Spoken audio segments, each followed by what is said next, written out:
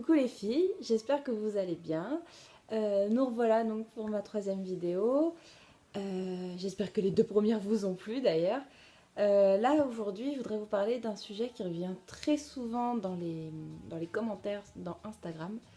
Beaucoup d'entre vous me demandent comment j'ai trouvé ma motivation et comment j'arrive à la garder. C'est vrai que c'est quelque chose qui est assez long à traiter via commentaire, donc je me suis dit tiens pourquoi pas en faire une petite vidéo. Alors voilà, donc lorsque j'ai commencé, c'était donc en mai 2015, je me suis juste un jour regardée dans le miroir et je me suis dit que c'était juste plus possible.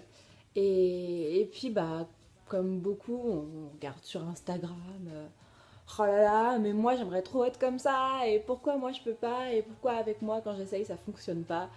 Et je me suis bien rendu compte que j'avais déjà fait quelques petits trucs avant et j'avais baissé les bras au bout de genre 3 semaines, enfin voilà. Euh, donc je me suis dit, cette fois-ci je m'y tiens, cette fois-ci je ne baisse pas les bras. Et en plus, cette fois-ci, j'ai réussi à motiver ma Mathilde, ma copine chérie, pour que elle se lance dans l'aventure avec moi, même si elle n'avait pas du tout les mêmes objectifs que moi. On avait des objectifs très différents, mais mine de rien, le fait d'être à deux, on s'est quand même beaucoup motivé. Mais bon, c'est vrai que pendant les premiers temps, où normalement c'est là les plus durs, on était plutôt motivés, on n'avait pas envie de baisser les bras, donc on n'a pas eu de baisse de morale ou envie d'arrêter. Mais je pense que c'est surtout du fait qu'on soit deux. Donc c'est vrai que si vous arrivez à embarquer une copine avec vous, c'est quand même pas mal.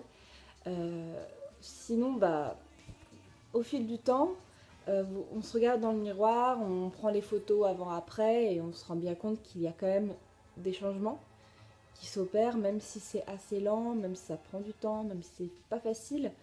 On voit que les résultats arrivent. Et du coup, rien que ça, c'est super motivant et on se dit, si j'ai réussi à faire ça en tant de semaines, et qu'est-ce que ce sera dans un mois ou dans 2 mois. Donc voilà, c'est un peu la carotte quoi. On essaie de se dire tiens là j'ai réussi à faire ça, bon alors je vais continuer pour essayer d'avoir un truc encore mieux.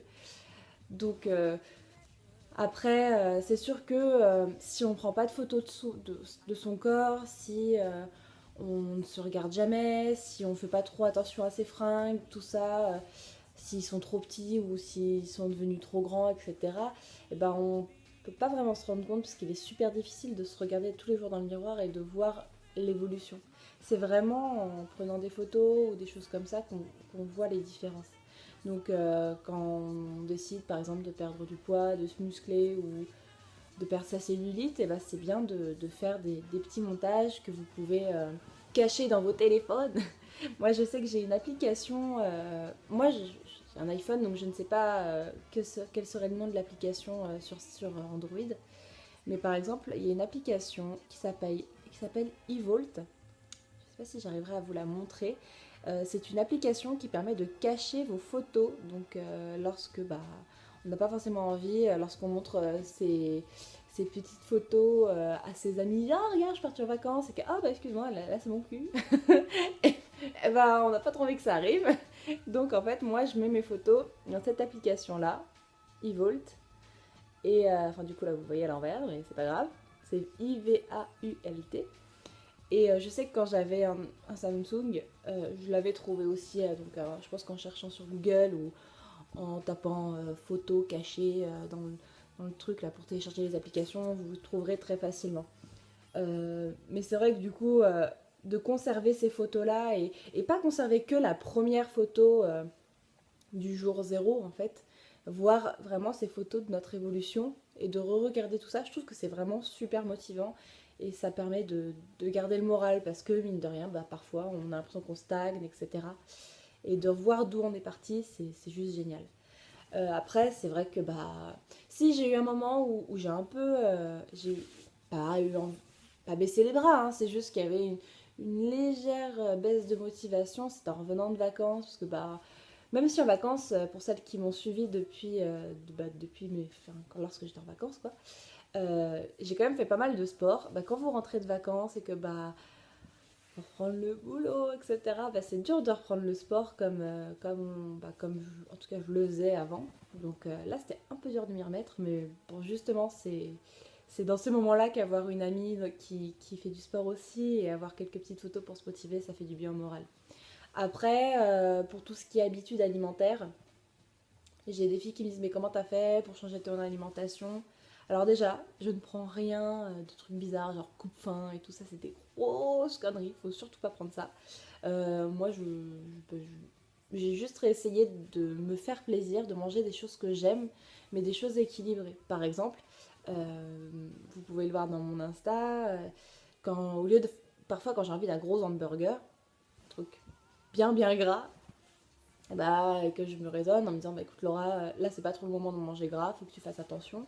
Bah, je vais me faire des sandwichs moi-même avec du pain suédois, du saumon fumé, du carré frais 0%, des choses comme ça, du concombre. Et puis du coup on a vraiment cette impression d'hamburger, enfin de croquer dans quelque chose, un sandwich, mais mine de rien on évite quand même pas mal de gras.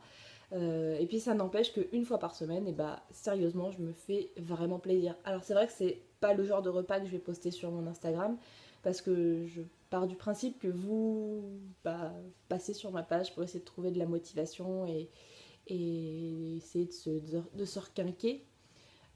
Alors c'est pas en postant des photos de bons plats bien gras que je vais vous motiver, mais une fois par semaine ou deux, bah, je me fais vraiment plaisir. Donc, c'est-à-dire que cet hamburger auquel j'avais vraiment envie, et ben, je vais le manger.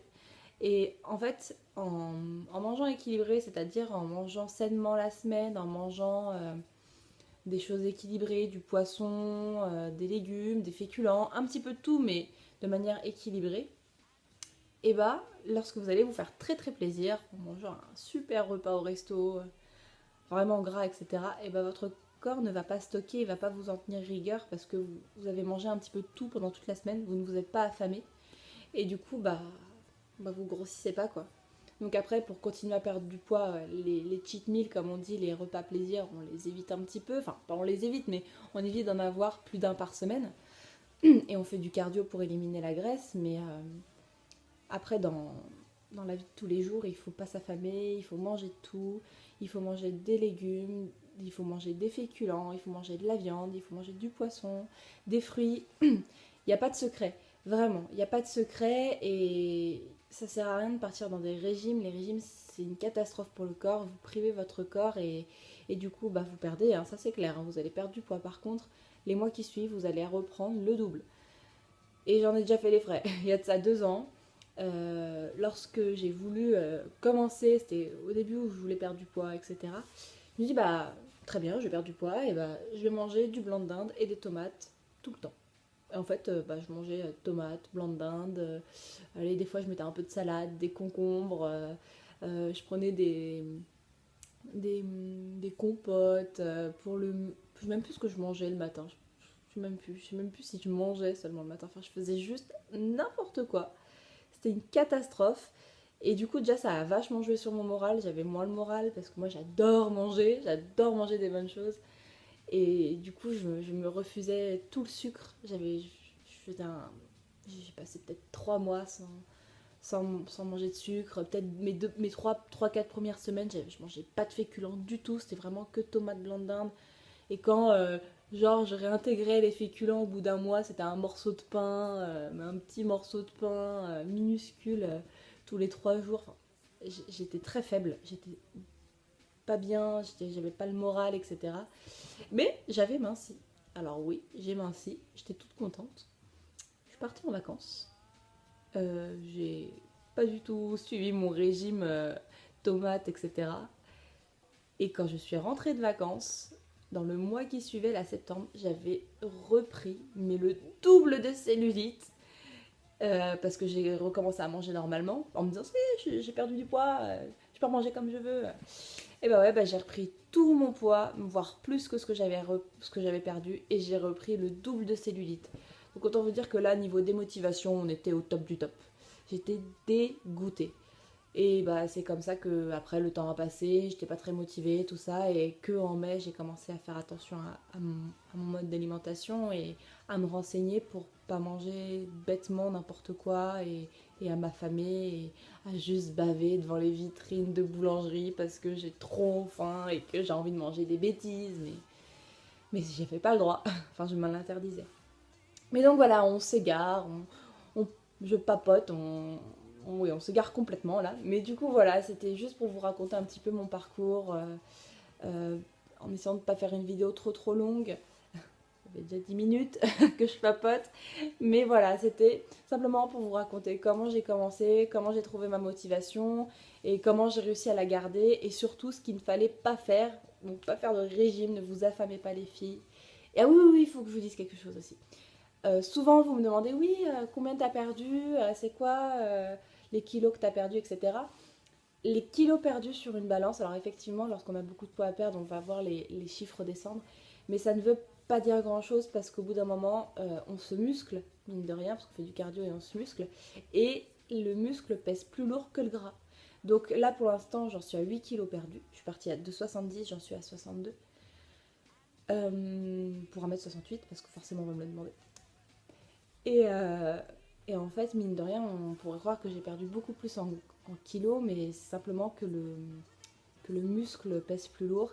Et, euh, et là, je sais pas si je vais perdre encore sur la balance, malgré tout que j'ai quelques petits trucs, des petits endroits de graisse à éliminer encore, hein.